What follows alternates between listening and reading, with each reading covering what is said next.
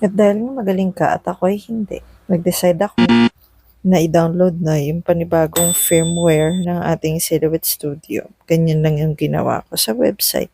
Dinownload ko yung 64-bit, pero pag 32-bit lang yung computer niya, 32-bit ha, and then dinownload ko. Yan yung mga updates nila. So, install lang. Next.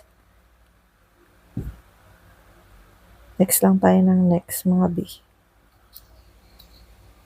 And yan, okay lang. Yan, kinakopy na yung files and then click finish. Tcharan! Silhouette Studio 5 version 5.0 initializing. Kaya lumitaw na to. Nagulat ako kasi ang ganda ng panibagong update natin. Kinlik ko lang dito yung experience. Wala lang. Yan, explore ko. Next. At actually, hindi na ako masyadong nanood ng tutorial kasi gusto ko na siyang i-observe. So, nagmamadali na ako. At sa aking pag-explore, kinlik ko lang yung design tab.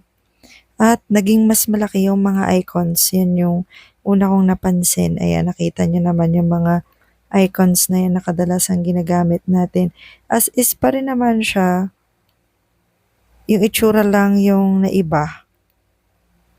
Ayan, may nadagdag din ba? Parang yung pick color. Oh, ayun o. Yung pick color nasa dulo na. Tama ba akong pick color yun? I think so. That's pick color. Tapos yung page setup, 2 tabs na lang kasi tinanggal na yung reg mark.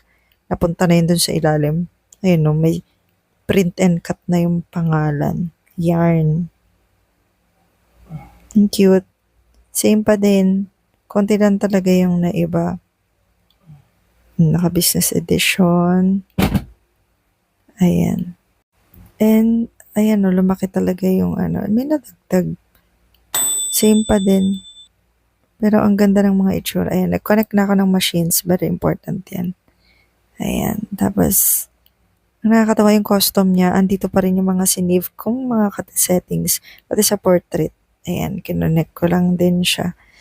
Though not sure ako baka pag close mo, pag open mo ulit, biglang mag-add device yan. Ganun kasi nangyari sa akin. I-observe ko pa tomorrow.